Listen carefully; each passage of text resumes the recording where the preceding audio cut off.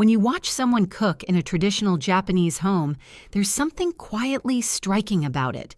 Nothing feels rushed, nothing piles up, and there's no moment at the end where the cook stops, looks around, and braces themselves for what's left behind.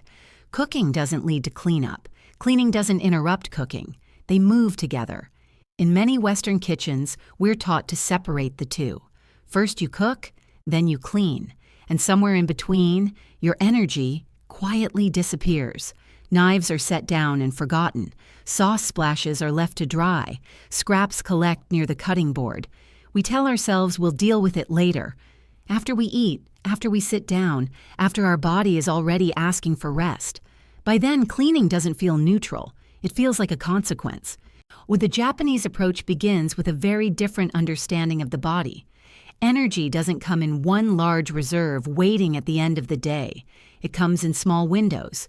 30 seconds while water heats, a minute while vegetables soften, a brief pause while the toaster works. These moments are easy to overlook, but they're powerful. When a knife is rinsed the moment it's used, food hasn't hardened yet. When a spill is wiped immediately, it disappears with almost no effort. When scraps are cleared as you prep, the counter never tips into disorder. Nothing dramatic happens, and that's exactly why it works. Instead of one heavy cleanup, the work is spread across dozens of almost weightless movements. Your hands stay loose, your shoulders stay down, your body never has to brace itself. For someone over 50, this difference is not small. Scrubbing later requires force. Bending later strains the back. Standing longer than planned drains the legs. But a quick rinse while the pan warms, that barely registers. Your body doesn't resist it because it doesn't feel like work yet. By the time the meal is ready, something subtle has already changed. The sink isn't full. The counter isn't crowded. The kitchen feels calm instead of demanding. You're not sitting down with a mental list of what still needs to be done. You're simply eating. This habit isn't about discipline or motivation. It's about timing. When cleaning moves alongside cooking instead of waiting at the end, the body stops pushing back. The kitchen stops feeling like a task you survive and becomes a space that supports you quietly in the background. And once that resistance is gone, something else becomes possible. Not perfection, but consistency. Because when the body no longer dreads the end of the task, it's willing to return the next day. That's where the next habit comes in. Not about doing more, but about gently resetting the space so it never has the chance to overwhelm you again. There's a quiet moment many people recognize. You walk into the kitchen and notice the sink isn't completely empty. A mug from the morning, a pan soaking for later. A few things still out on the counter. Nothing feels urgent. So your mind gently says, I'll deal with it later. Later becomes tomorrow. Tomorrow becomes the weekend. And before you realize it, the kitchen no longer feels like a place to live. It feels like a project waiting for the right amount of energy. This is where the idea of a deep clean quietly works against us. We tell ourselves that unless we have a full hour, maybe 2, it's not even worth starting. And so we wait. What builds instead is a low, constant tension, a sense that something is unfinished, that the day never quite closed. In Japan, this all-or-nothing mindset is gently replaced with something smaller, kinder, more realistic for a body that no longer wants extremes. It's called kaizen, continuous, tiny improvement. In the kitchen, this often takes the form of a simple daily reset. About 10 minutes, sometimes less, not a scrub, not a reorganization, just a return to baseline. Many households naturally shape this reset around the rhythm of the day. In the morning, while tea is steeping or coffee is brewing, a few minutes are used to put things back where they belong. Dishes are returned to cabinets. The counter is cleared. The kitchen is quietly prepared for whatever the day brings. Nothing dramatic happens, but the space opens up. In the evening, the focus shifts to the sink. In Japanese homes, an empty, dry sink carries meaning. It's a small signal that the day has been completed, that nothing heavy is being carried into tomorrow. Spending just a few minutes rinsing, wiping, and resetting the sink before bed does something subtle to the nervous system. It creates closure. Your body understands that it's allowed to rest. For someone over 50, this matters more than we often admit. Large cleaning sessions strain the back, the knees, the shoulders. They demand stamina that isn't always available at the end of the day. But 10 minutes, especially when done daily, rarely triggers resistance. And your brain doesn't panic. Your body doesn't brace.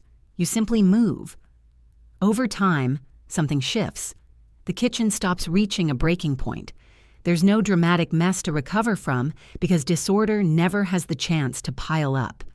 The reset becomes an anchor, a quiet agreement with yourself that says, I don't need to do everything. I just need to keep things livable.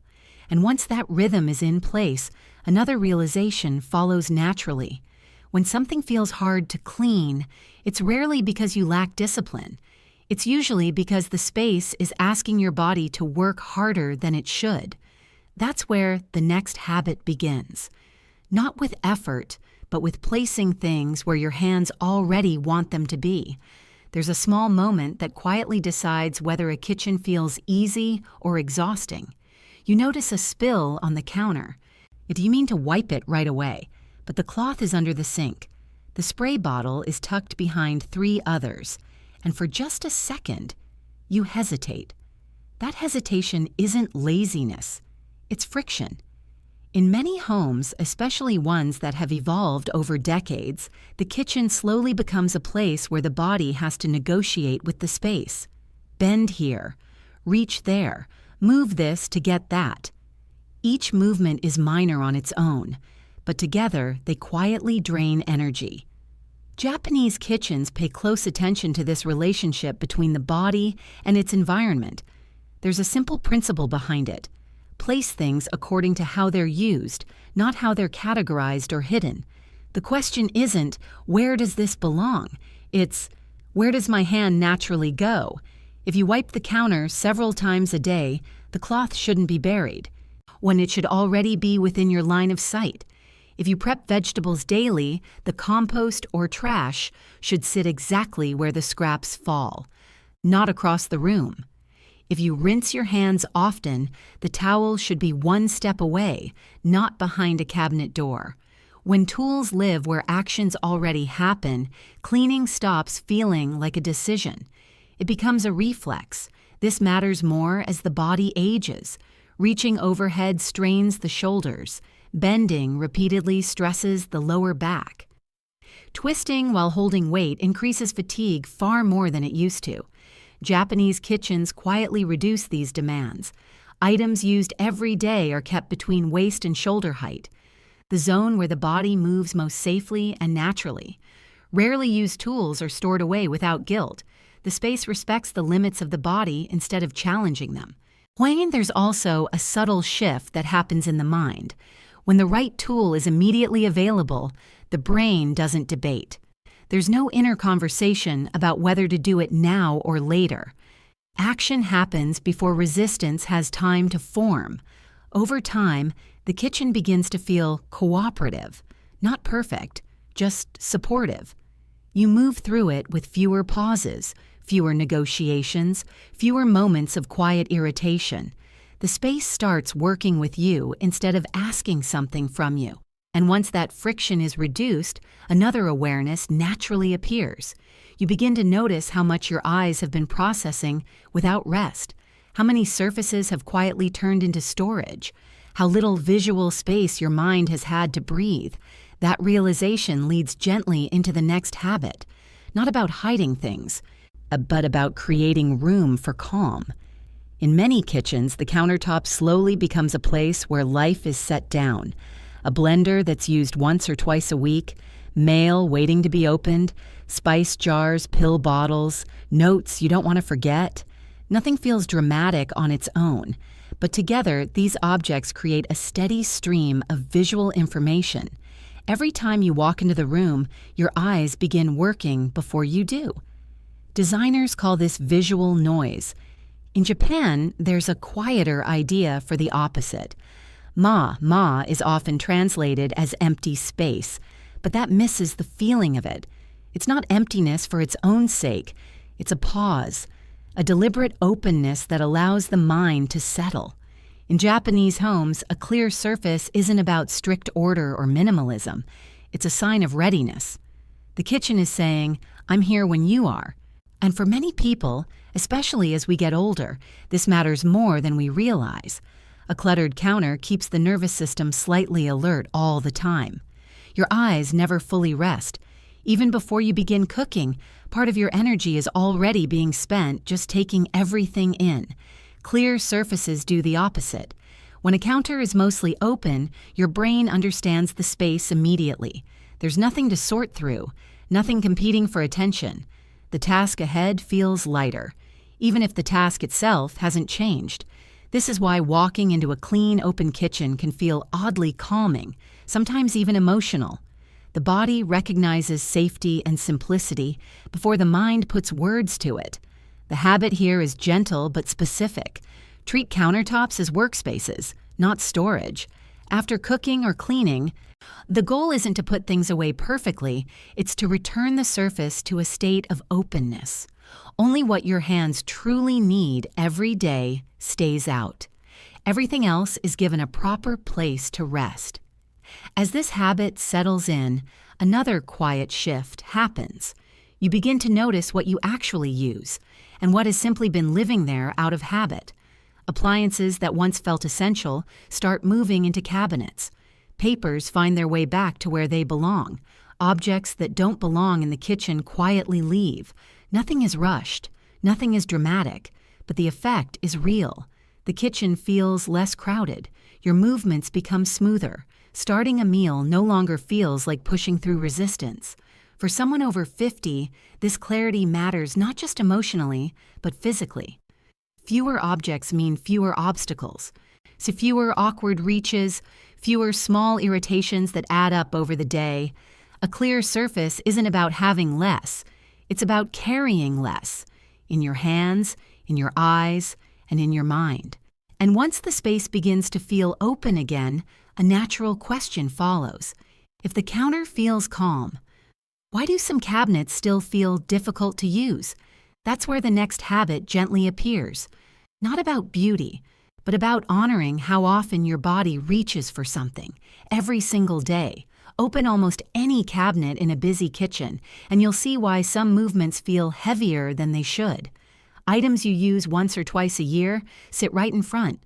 Things you reach for every single day are pushed back, stacked underneath, or tucked into corners that require effort just to access. Each time you cook, your body adjusts. You lean forward. Or you lift something heavier than expected. You reach a little farther than is comfortable. None of this feels dramatic in the moment, but your body keeps score. Japanese kitchens tend to organize space around a very practical question. Not what looks good, and not even what you like most, but what you touch most often. Frequency matters. Daily items are given priority. They live in the most natural zone of the kitchen, between the waist and the shoulders, where the body moves with the least strain. Salt, oil, the pan you use every morning, the plate you reach for without thinking.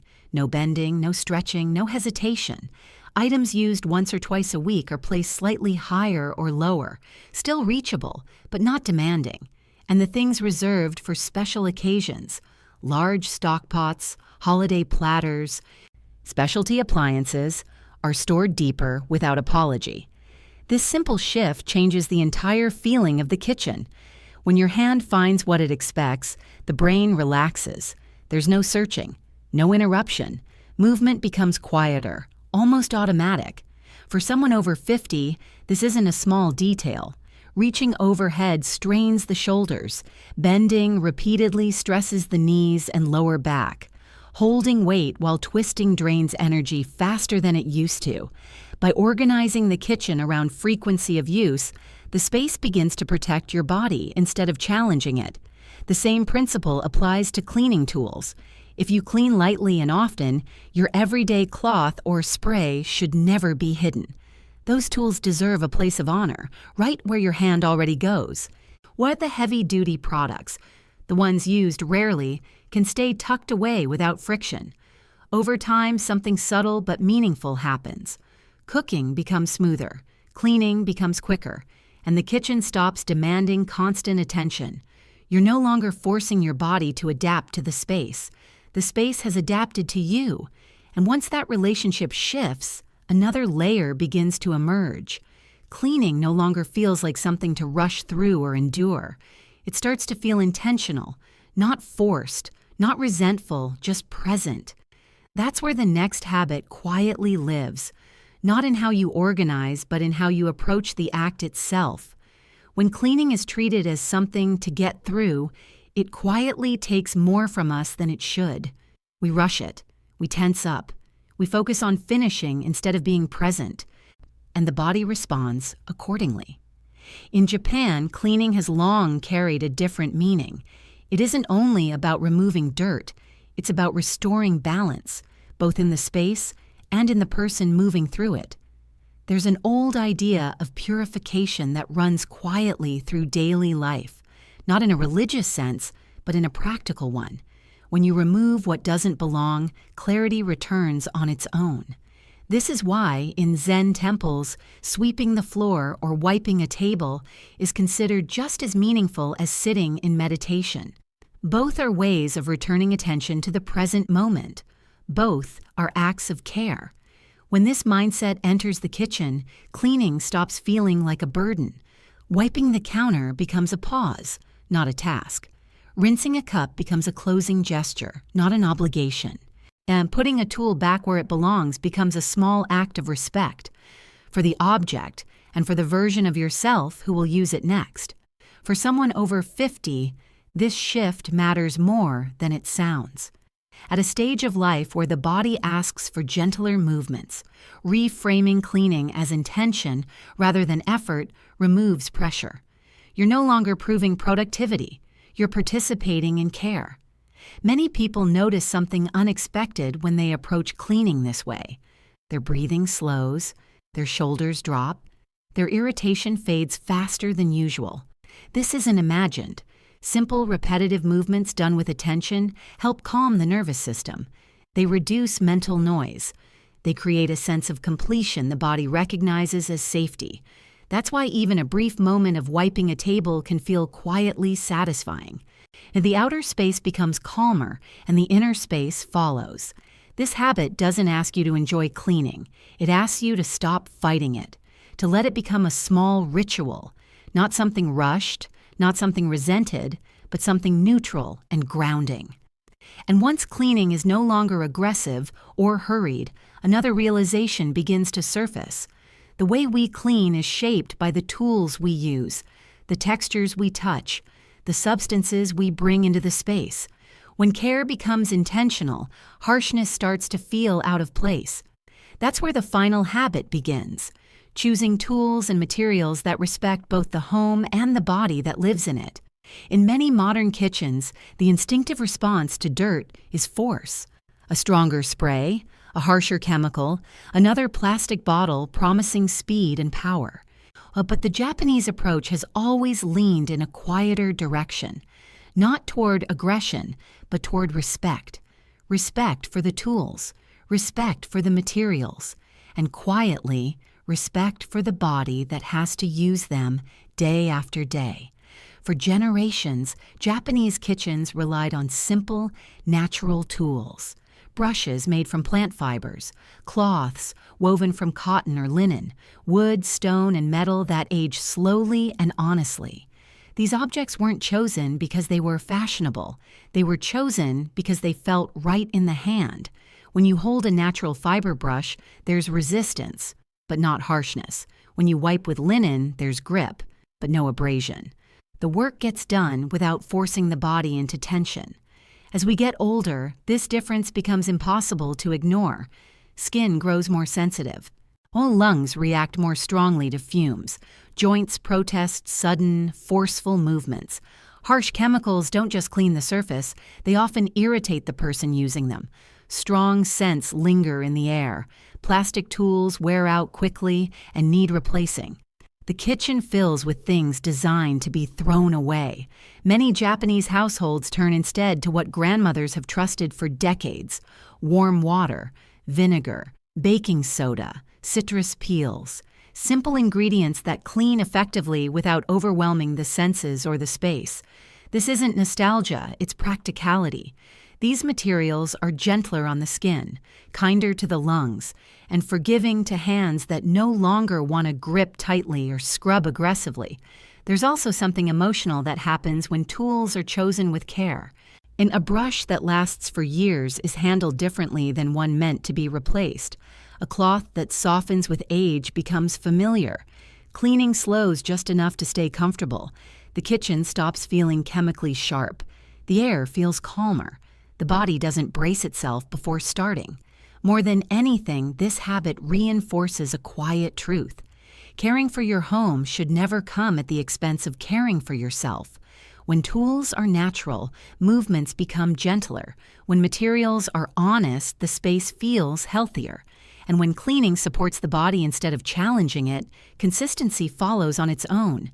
This habit isn't about being traditional, it's about being kind to your space and to the body that lives in it. And when all of these habits begin to work together, something unexpected happens. And the kitchen stops asking for effort. It begins to offer support. By the time these habits begin to settle into your days, something quiet but meaningful starts to change. The kitchen no longer feels like a test you have to pass. It stops asking you to prove energy you don't always have. It becomes a space that meets you where you are. You may notice it first in very small ways. You cook a little more often, without negotiating with yourself first. You wipe a surface without tension. You finish the evening without that familiar sense that something is still waiting for you. Nothing about your life has suddenly become easier, but your environment has stopped making it harder. This is the part many people misunderstand. You don't need to adopt every habit at once. You don't need a perfectly organized kitchen. And you don't need to do things the way anyone else does. Start where your hands already are. Maybe tonight you rinse one pan while the water heats. Maybe tomorrow morning you clear the sink before the day begins. Maybe this week you move one daily item to a place your body prefers. That's enough. These habits are not rules, they are supports. And when they work, you don't think about them. You simply notice that you feel less tired than you used to, less tense, more willing to step into the kitchen instead of avoiding it. For people over 50, this matters deeply because the body doesn't want to give up. It wants a gentler rhythm. The Japanese approach isn't about being neat. It's about respecting energy, attention, and time, especially as they become more precious. When your kitchen begins to reflect that respect, when it quietly gives something back, a sense of calm, a sense of control, a sense that daily life can still feel supportive, even as it changes. And if you take just one idea with you from today, let it be this: you're not behind. Your space was simply asking for a softer system. One small choice at a time is more than enough. If this way of looking at the kitchen resonated with you, you're not alone. There are many small, thoughtful ways to shape daily life so it works with your body instead of against it. Not just in the kitchen, but everywhere we live. If you'd like to keep exploring these ideas, you're welcome to stay connected here. New videos are shared slowly with the same intention, to help everyday spaces feel a little lighter, a little kinder. And if there was one moment that stood out to you, feel free to share it in the comments. Sometimes putting a quiet realization into words helps it stay with us a little longer. Thank you for being here.